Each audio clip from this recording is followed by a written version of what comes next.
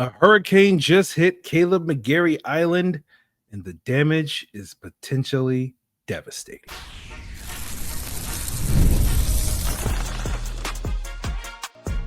You are Locked On Falcons, your daily Atlanta Falcons podcast.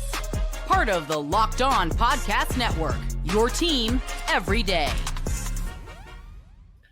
Welcome back, everyone, to another illustrious episode of the Locked On Falcons podcast, your daily Atlanta Falcons podcast, part of the Locked On Podcast Network, your team every day. And today's episode is brought to you by FanDuel. Football season is around the corner, and all you got to do is visit FanDuel and download the app today and start planning your futures bets now.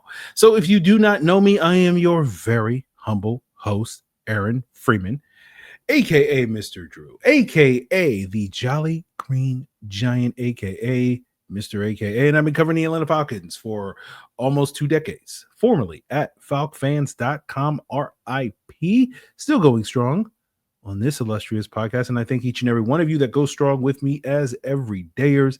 That means you make this very humble podcast your first listen each and every day. And all you have to do to become an everydayer is subscribe or follow for free on YouTube or wherever you listen to podcasts. So today we will be continuing our discussion of Michael Penix with Matt Waldman of the Rookie Scouting Portfolio. He'll talk about what he saw from Penix in 2024 and some of his expectations in 2025. And we'll spend the bulk of today's episode, though, talking about the Falcons' offensive line, their depth, right? That's been a frequent topic of conversation on this podcast over the last couple of weeks due to some struggles in the preseason. We'll talk more about that and why, those chickens are coming home to roost. But right now that depth is front and center because there are 2 injuries along the offensive line at offensive tackle. One in Storm Norton. We got some insight into the severity of which we'll talk about that later. And then another, we don't really know what the severity is as we sit here today, but it is potentially devastating. And that is the injury to Kaleb McGary that was suffered on Wednesday in practice. He was carted off the field, but we don't know quite the severity. Obviously, being carted off is usually not a good sign, but as we talked about earlier this summer when Justin Fields was carted off with a dislocated toe and missed 0 snaps of practice, or no days of practice, I should say. Teams tend to be very precautionary. They operate, as Raheem would say, with an abundance of caution when it comes to these things. And so it doesn't automatically mean that, this is potentially a season-ending injury like we often see when the cart comes out for a player during the course of the regular season. So we will wait and see. McGary's having an MRI, which usually, that's what they're testing to see if there's like torn ligaments and stuff like that, some of those soft tissue issues, rather than like broken bones or anything like that.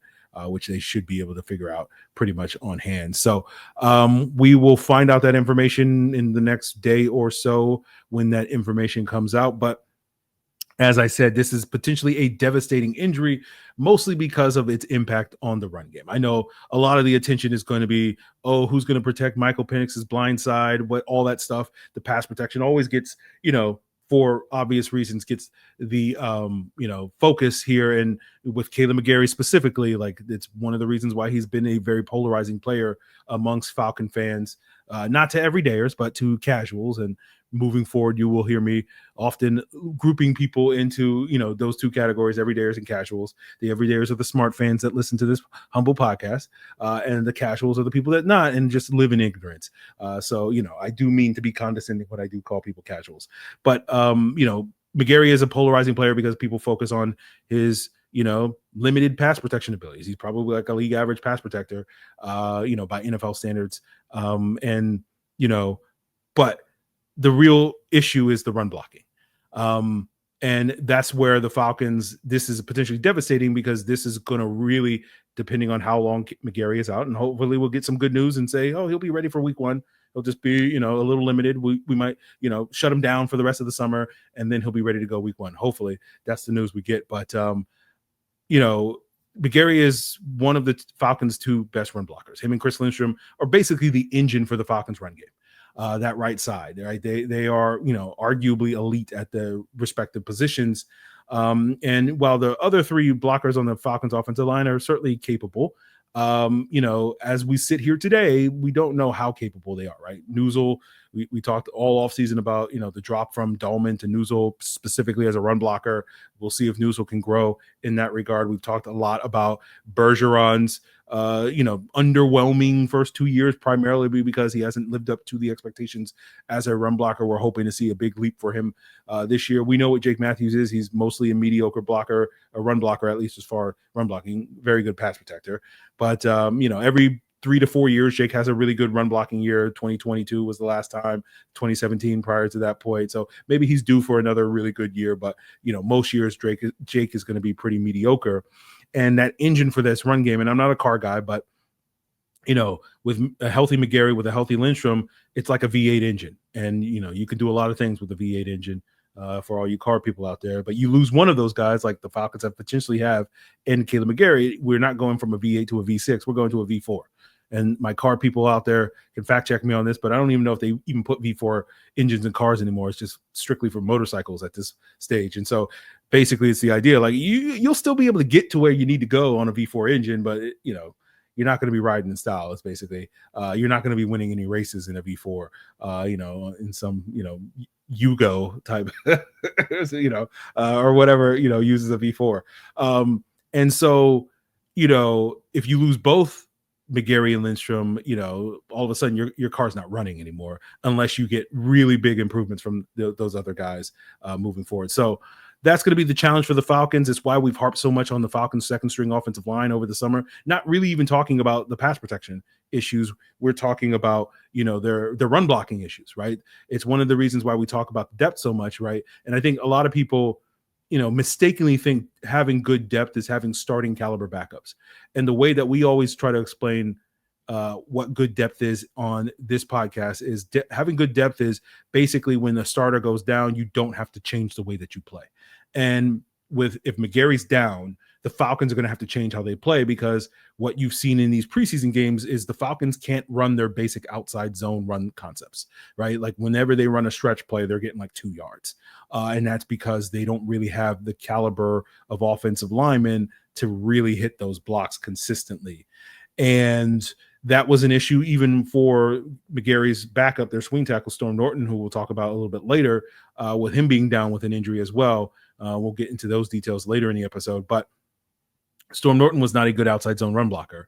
And so in previous years, particularly that late season 2023 run, where the Falcons kind of needed their run game to kind of show up late in the season, but they suffered a bunch of injuries, including one to McGary, and you saw a significant drop off in their rushing production with some of those guys out of the lineup. It was basically like a 60% drop. It was essentially going from a team that could reliably run for 100 yards to a team that could only reliably run for 40 yards. And that's a huge issue. And so it's not to sit here and say like the Falcons run game is going to completely bottom out without Kaleb McGary. There are things that this offense can do to kind of enhance it. One of those things is potentially diversifying the run scheme, because you're probably not going to be able to lean as much on the outside zone without McGary in the lineup as you would ideally want, and as this team historically has over the years.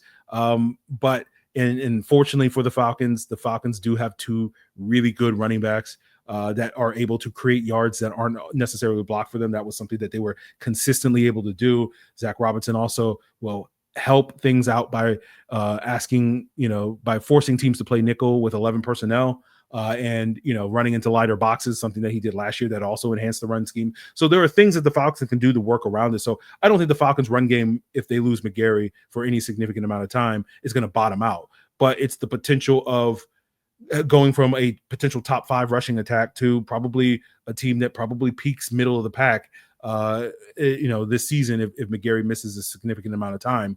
And the reason why that matters is like, that means now if the goal is to be a top 5, top 10 offense, as we've discussed all offseason long, which is kind of what you need to achieve in order to maximize this team's playoff chances. Now if you're not going to have a top 5 run game, in addition to whatever your passing game is going to be, now you definitely need that passing game to be elite in order to compensate for having a middle of the pack sort of run game. So that is going to be the challenge that the Falcons are going to have to overcome. They don't have too many immediate options, one of which is Elijah Wilkinson, who is seemingly the top answer for the Falcons at swing tackle, because Storm Norton's not going to be that answer, because we found out today on Wednesday that he is going to miss at least the first month of the season with an ankle injury. We'll break that down, and we'll also break down sort of what the Falcons' options are to potentially fill the void of Kaleb McGary as we continue today's Locked On Falcons. So August 26th is officially a brand new holiday. It is FanDuel Futures Day. This is the perfect holiday for football fans who live for the bold predictions and preseason hunches. For just 24 hours, FanDuel is giving you deals on NFL season predictions. So whether you want to call your shot on who wins the MVP, like maybe Lamar Jackson or Josh Allen, or eyeing that long shot division winner, like, the Atlanta Falcons, or you're ready to crown your Super Bowl champion before week 1, like, oh, the Chiefs are going to bounce back, whatever. This is your moment. And to celebrate FanDuel Futures Day, FanDuel's going to give you so many different ways to win. It's the day to celebrate and win some cash. So head on over to FanDuel.com or download the FanDuel app today to start planning your futures bets right now, because Futures Day is one day and one day only. FanDuel, play your game. So the question is going to be, how do the Falcons replace Kaleb McGary? One of those answers, at least in the near future, is not going to be Storm Norton. It was reported by Adam Schefter that Storm Norton underwent ankle surgery on Tuesday. He had been dealing with an undisclosed lower leg injury, according to Raheem Morris, for several weeks. And so now we got some clarity on that on Wednesday. And according to Adam Schefter, he's expected, according to Schefter's sources, that he's going to miss 6 to 8 weeks. So, the NFL season's about 2 weeks away. So that means he'll miss at least 4 to 6 weeks of the regular season. And so Storm Norton is very likely to go on IR for that FanDuel's Futures Day, which is going to be August 26th of next week. And we were already kind of talking about this, because we didn't know when Storm Norton was going to be back, that the Falcons could be searching for offensive tackle help.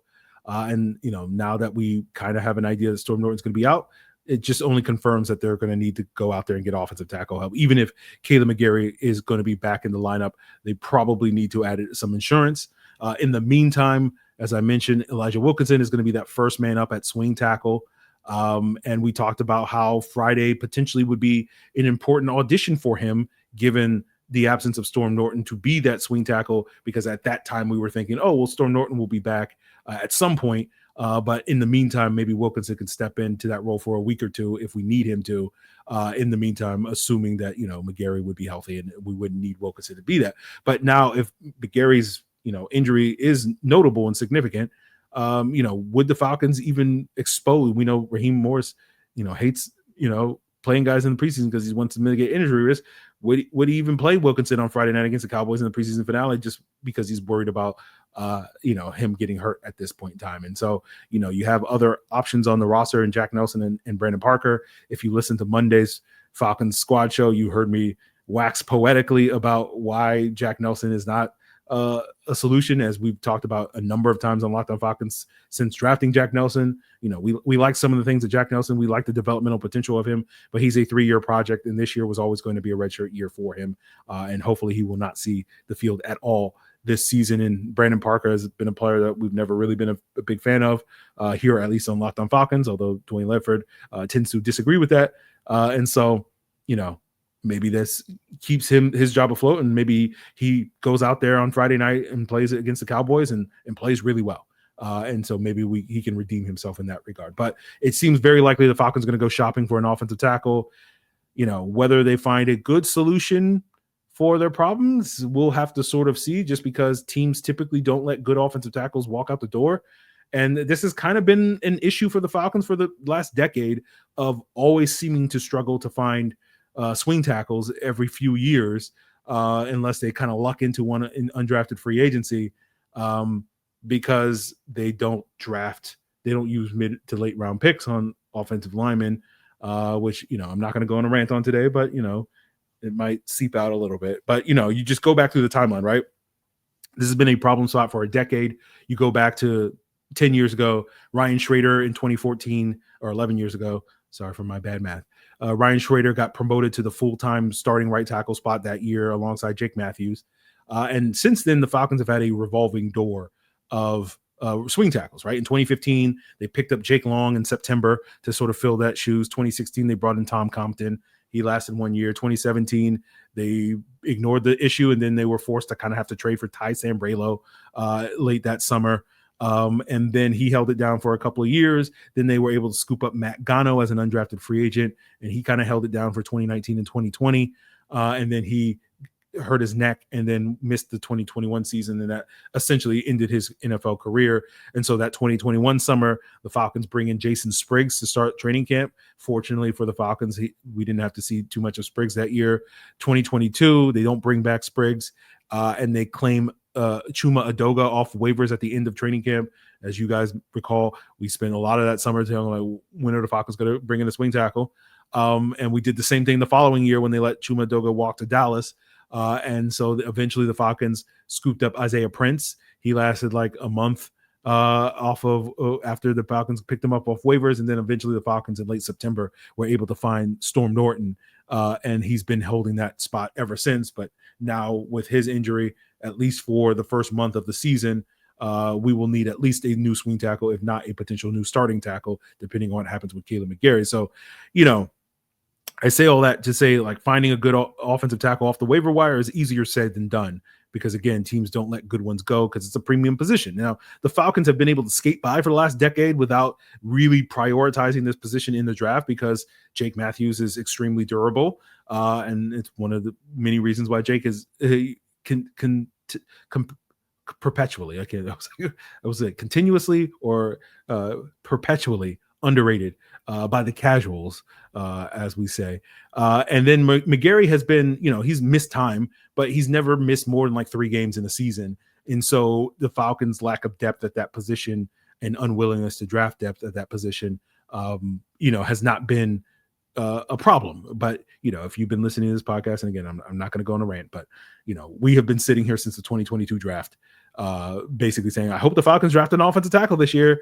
And finally they did this year, but this problem would have been mitigated if the Falcons had just not been ignoring the problem for the last 3 off seasons. But again, we're not going to go on that rant today. So the question is going to be, what are the Falcons' options? And a lot of that depends on Kaleb McGary's status, right?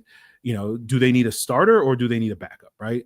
And hypothetically, regardless of which direction they go, if they sign a free agent tomorrow, you'd only have 2 weeks to get that guy up to speed in the offense and ready to play, which is certainly doable, but it's very reminiscent to me of something that happened, more than a decade ago in 2013 when the Falcons were forced to have to sign Jeremy Trueblood off waivers and whatnot. And then he was forced in the lineup, I think, in like week 3 of that season. They signed him like right before week 1, and then he wound up starting for the team in week 3 due to injuries to, I believe, Sam Baker and I think Lamar Holmes stayed. It was 2014 that Lamar Holmes got hurt. But basically, if we wait another week till the waiver wires, which is, after Tuesday when final cuts are made, and then you can claim guys on Wednesday, that's one less week of work that whoever you wind up bringing into your building is going to have in less prep. And so obviously, if you're looking for someone to be a plug and play starter, that's not a great formula for success, that you're expecting a guy to come in, whether it's a week or 2, to come in and start games for you. But if you're just going to kind of ease that guy in and just have that guy come in the meantime, for however long Kaleb McGary's out, again, hopefully short term, you plug in Elijah Wilkinson, and then hopefully whoever that free agent or pickup is ready at some point to potentially take the job if Wilkinson is not up to par. So a lot of it really, in terms of what the Falcons do, depends on, what update we get on Kaleb McGary and how long he is potentially out. Now, as I said, I think there are some schematic things that the Falcons can do to kind of mitigate, whether it's Wilkinson or free agent or somebody else in that right tackle spot, to, mitigate some of the pass protection concerns that I'm sure plenty of people have. One of those is dialing up a lot more play action. That was something that Arthur Smith did to moderate success back in 2022 after a very rough 2021 when it came to some of the pass protection, right? That's the origin of where Kaleb McGary Island came from in that 2021 season, where a lot of people were like, oh, Kaleb McGary's the weakest link on the offensive line. I'm like, have you guys watched Jalen Mayfield? And I'm like, hey, Jalen Mayfield still catching strays in 2025 here on the Locked On Falcons podcast, the illustrious Locked On Falcons podcast. But that's where the origin of Kaleb McGary, like, I'm on an island. And, in the years since then, we're on that island. Kaleb McGary's gotten 2 contracts, and Jalen Mayfield's been out of the league for like 3 years. So, once again, showcasing, why you should be an everyday or not a casual. But we work hard to elevate this island, right? We went from a 1-star resort to, I'm not gonna say a 5-star resort, but we're like at 3 stars right now. It's like it's a good vacation spot, and hopefully, this devastating, we'll find out it's like a Category 1 hurricane. It's like, okay, it was a little damage, but it'll be fine, rather than like a Category 5, if you follow what I'm doing. But again, we talk about diversifying the run scheme for Zach Robinson, the Falcons offensive coordinator. We talk about the play action passing game all off season long for other reasons of being things that could benefit this team. And now we're sitting here going like those things could go a long way to kind of masking any issues that you have up front. If you do lose Kaleb McGary. And of course we know, as the foremost Z-Rob zealots here on the Locked On Falcons podcast, that Zach is on the job. I've been texting with Zach all day, letting him know, what do you think about this? What do you think about this? And he's like, okay, all that stuff. So we'll see what is what with this, but I'm sure we'll have plenty more to talk about this and unpack, whatever issues the Falcons may have to overcome depending on the status of Kaleb McGary moving forward. So we'll keep an eye on this. And hopefully we'll have an update for you guys tomorrow. But for the rest of today's episode, let's end on a positive note. Let's talk about Michael Penix. And we're going to have Matt Waldman of the Rookie Scouting Portfolio, who was one of the bigger fans of Michael Penix back in the 2024 draft. One of the people that praised the Falcons for drafting Michael Penix, back on the podcast to wrap up today to talk about, his thoughts on Michael Penix's 2024 season, and some of his expectations going to 2025. And we'll get into all of that as we wrap up today's Locked On Falcons. So most people can't name all their financial accounts or even what they're worth, whether it's 401ks, properties, or investments. And when you don't have a full picture, you could end up leaving money on the table. And that's where Monarch Money comes in. It's the all-in-one personal finance tool that's going to bring you your entire financial life together in one clean, easy-to-use interface on your laptop or on your phone. Monarch does all the heavy lifting for you, where you can link all your accounts in minutes and clear data visuals, get smart categorization on your spending, and finally feel in control of your money without even touching a spreadsheet. And, if you're looking to cancel some subscriptions and save some money, you can link all your accounts on Monarch and immediately spot a few subscriptions that you didn't realize that you were using, and canceling those can save you quite a bit of money each and every month, and that money adds up. And so don't let this financial opportunity slip through the cracks by making sure you head on over to monarchmoney.com and use code LOCKEDONNFL, and you'll get half off your first year. That's 50% off your first year at monarchmoney.com with code LOCKEDONNFL. We are joined by an illustrious guest. He is none other than Matt Waldman, who writes the Rookie Scouting Portfolio, one of the most in-depth analysis, post-draft, pre-draft that you're going to find out there. Also, a senior contributor over at the Football Guys.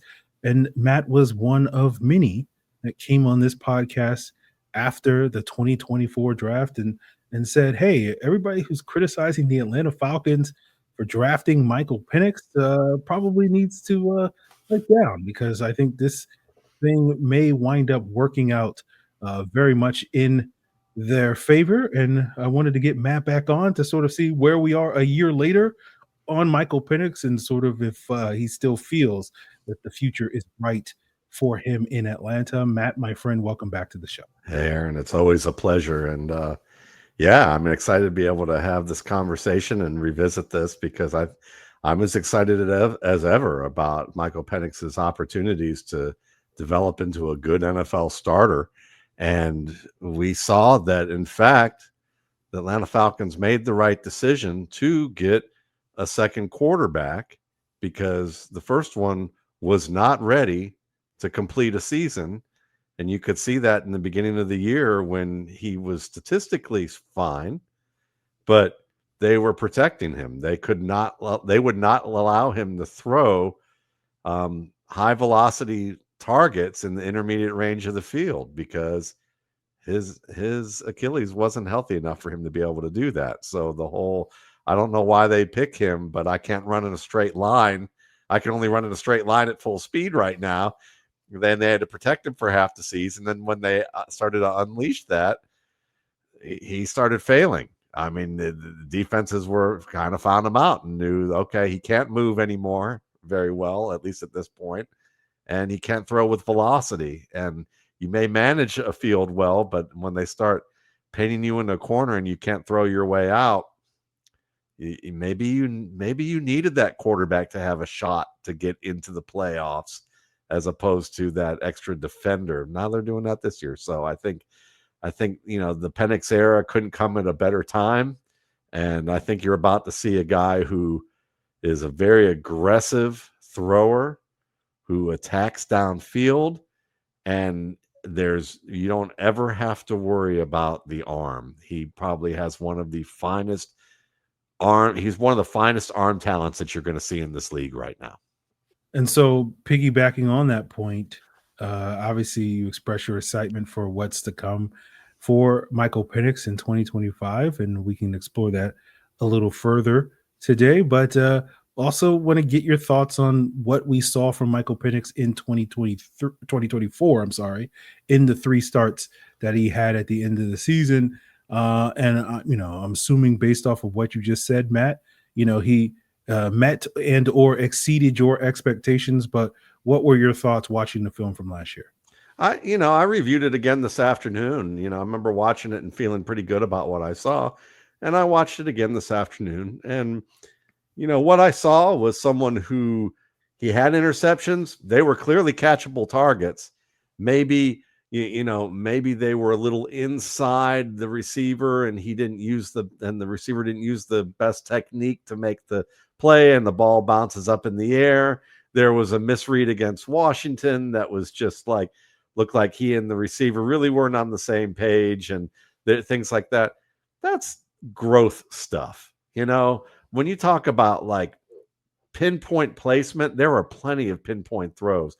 There were also plenty of throws where he was under duress and he calmly made a move in the pocket or shook somebody free and found the next read or went downfield and knew where to attack. He made some just excellent throws downfield in the intermediate and deep range across the field. I mean, throws that you would see that, not a lot of quarterbacks can make with the consistency that he's capable of. And you could see also good management skills, ability to, when he's under pressure in the red zone, didn't try and be a hero. He would just try and get rid of the ball, find the check down. He was good at finding that leak option and, moving on to his second or third reads. He often, when he did attack downfield, he was good at looking off defenders to one side of the field and coming back to the other. When he did try to squeeze some targets in, you could understand why. I mean, maybe you would like to see something a little bit different here and there.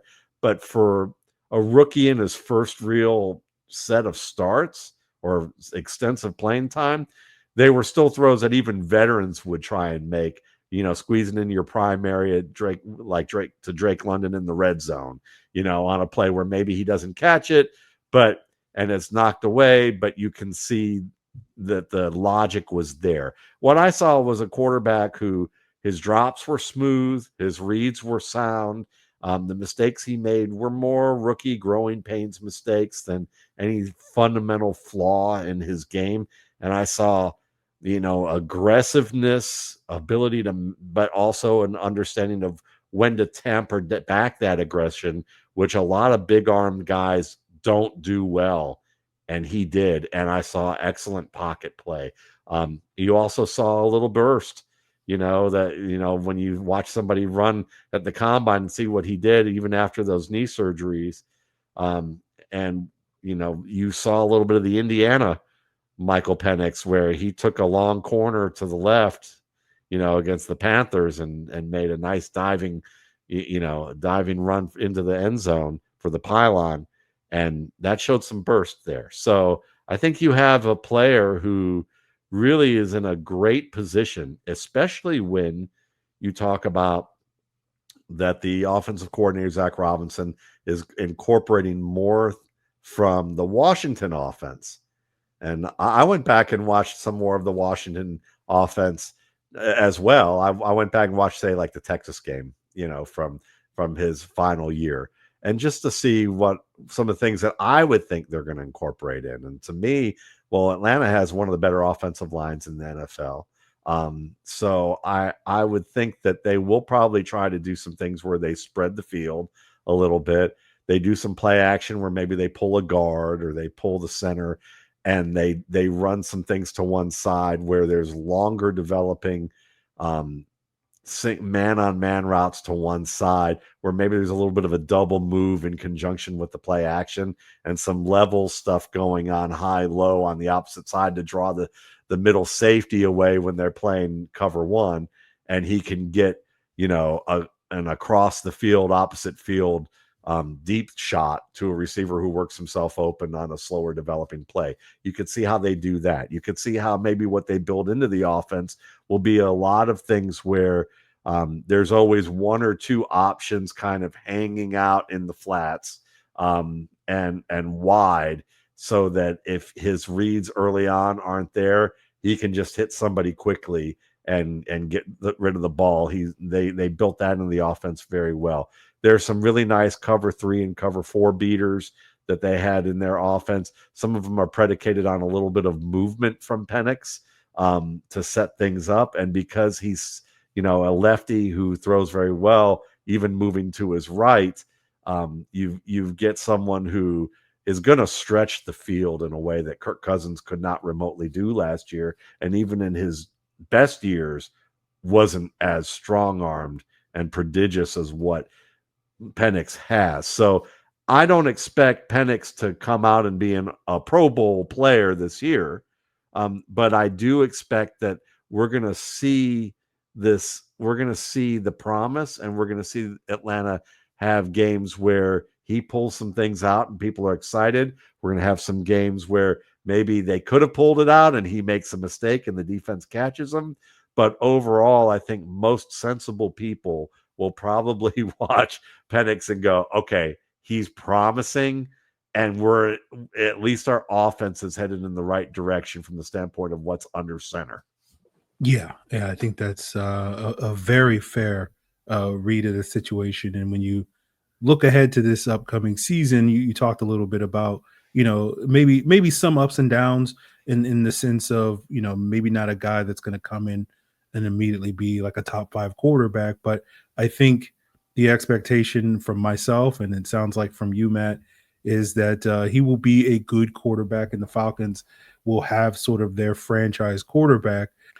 So thanks to Matt Waldman for his thoughts on Michael Penix. We'll still have lots more of conversation with Matt Waldman about Michael Penix, as he indicated one of Penix's bigger fans, and we'll continue to talk about, the Lisan Al-Gaib, that, even despite all these worries about the Falcons offensive line, he is the savior that is going to point the way, ladies and gentlemen, that's going to lead this Falcons team to the promised land, to a green paradise.